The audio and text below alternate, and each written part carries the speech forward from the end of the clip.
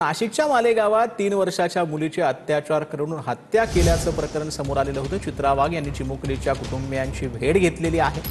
डोंगराळेमध्ये 5 दिवसांपूर्वी चिमुकलीवरती अत्याचार करून तिची हत्या करण्यात आली।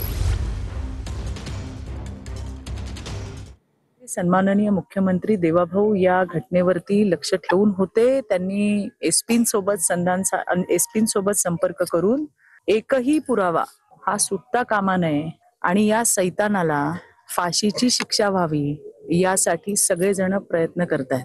आणि ही केस फास्ट ट्रॅक वरती आणि उज्ज्वल निकमांसारख्या अतिशय विधिज्ञांकडे ही केस आपण त्या ठिकाणी सोपवावी यासाठी मी सुद्धा उद्या सकाळी सन्माननीय मुख्यमंत्र्यांची भेट घेणार आहे। तर नाशिकच्या मुंबई पोलीस ठाण्याबाहेर जमावाची मोठी गर्दी पाहायला मिळालेली होती। 15 वर्षीय मुलाकडून विवाहित महिलेचा विनयभंग करण्याचा प्रयत्न करण्यात आलेला होता। मात्र 4 वर्षाच्या चिमुकलीवर अत्याचाराचा प्रयत्न केल्याची अफवा पसरली होती। अफवा पसरल्यानंतर पोलीस ठाण्यामध्ये जमावाची मोठी गर्दी झालेली होती। संशयित अल्पवयीन मुलानं महिलेवर अतिप्रसंग केल्यानंतर महिलेकडून आरडाओरडा करण्यात आल्याची माहिती समोर आली। पीडित महिलेनं दिलेल्या तक्रारीवरून गुन्हा दाखल करण्यात आल्याची माहिती मिळाली। घटनेची शहानिशा केली असता त्या मुलीच्या बाबतीमध्ये आणि त्या महिलेच्या बाबतीमध्ये त्यांनी अपप्रकार करण्याचा प्रयत्न केला होता, परंतु त्या बाबतीमध्ये लगेचच तातडीने गुन्हा दाखल करण्यात आलेला आहे। मुंबई नाका पोलीस स्टेशन या ठिकाणी गुन्हा दाखल झालेला आहे आणि जो काही ह्याच्यातला अल्पवयीन मुलगा आहे त्याला देखील या ठिकाणी ताब्यात घेण्यात आलेला आहे आणि पुढील तपास हा मुंबई नाका पोलीस स्टेशन मार्फत सुरू झालेला आहे। तर वरळीतील बीडीडी चाळीच्या स्थानिक नागरिकांचं आंदोलन पाहायला मिळालेलं आहे। म्हाडाच्या विरोधात स्थानिक नागरिकांनी आंदोलन केलंय। बीडीडी चाळीतील काही रहिवाशांना ठरलेल्या मूळ जागेवर नवीन सदनिका न देता त्याच प्रकल्पाच्या मागच्या बाजूस असणाऱ्या इमारतीमध्ये सदनिका देण्यात येणार असल्याचं कळवलेलं आहे। इमारत क्रमांक 2 आणि 3 मध्ये सदनिका देण्याचं ठरलं असताना इमारत क्रमांक 4 आणि 5 मध्ये त्यांचं पुनर्वसन करणार असल्याचं सांगितलं आहे। म्हाडा स्थानिकांची फसवणूक करत असल्याचा नागरिकांचा आरोप आहे।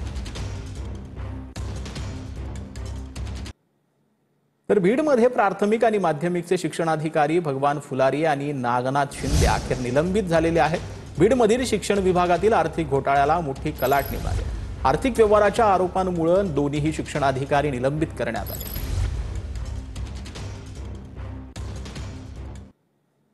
तर बीडमध्ये प्राथमिक आणि माध्यमिकचे शिक्षणाधिकारी भगवान फुलारी आणि नागनाथ शिंदे अखेर निलंबित झालेले आहेत। बीडमधील शिक्षण विभागातील आर्थिक घोटाळ्याला मोठी कलाटणी मिळाली।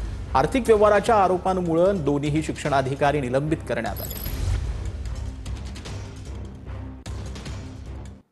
तर निवडणुकांपूर्वी शेतकऱ्यांच्या खात्यात 2000 रुपये जमा करण्यात आलेत। महाराष्ट्रातील जवळपास 90 लाख शेतकऱ्यांना थेट लाभ मिळालेला आहे। पीएम किसान योजनेअंतर्गत देशभरातील पात्र शेतकऱ्यांसाठी 21व्या हप्त्याचं वितरण जे आहे ते आज करण्यात आलं आहे।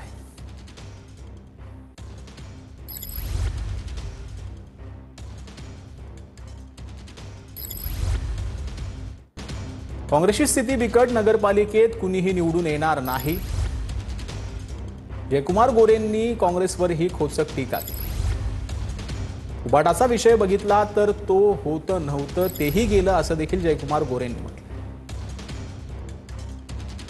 काँग्रेसची अवस्था बिकट आहे। एकही नगरपालिकेमध्ये काँग्रेसच्या चिन्हावर कोण लढते असं मला वाटतच नाही। उबाटाचा विषय आपण बघितला, काय होतं नव्हतं ते इथे येऊन बसले।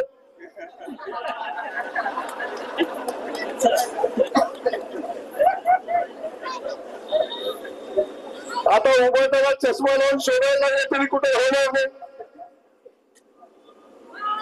मग समोर काहीच दिसत नाही। मग मला सांगा, कशाच्या भरोशावर समोरच्या माणसाला मतं द्यायची? तर बिहारमध्ये उद्या नव्या सरकारचा शपथविधी सोहळा पार पडणार आहे। नितीश कुमार 10व्यांदा सीएम पदाची शपथ घेणार आहेत। तर राजधानी पटनातल्या गांधी मैदानामध्ये शपथविधी सोहळ्याचं आयोजन करण्यात आलंय। सम्राट चौधरी आणि विजय सिन्हा पुन्हा एकदा उपमुख्यमंत्री पदाची शपथ घेणार आहेत। मुख्यमंत्री देवेंद्र फडणवीस, उपमुख्यमंत्री एकनाथ शिंदे आणि अजित पवार या सोहळ्याला उपस्थित राहतील अशी माहिती मिळते।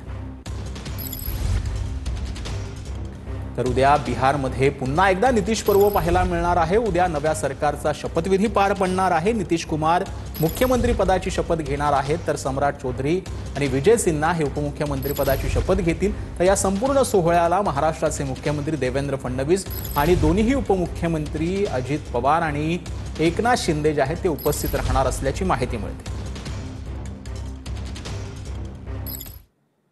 तर भाजपासोबत युती करण्यासाठी मी अनेकदा नितेश राणेंकडे गेलो होतो असं दीपक केसरकर यांनी म्हटलंय. भाजपा शिवसेनेची युती व्हावी ही माझी इच्छा होती असं देखील दीपक केसरकर यांनी म्हटलं. त्यामुळे युती कोणामुळे झाली नाही हे भाजपनं पाहावं असं देखील दीपक केसरकरांनी म्हटलं.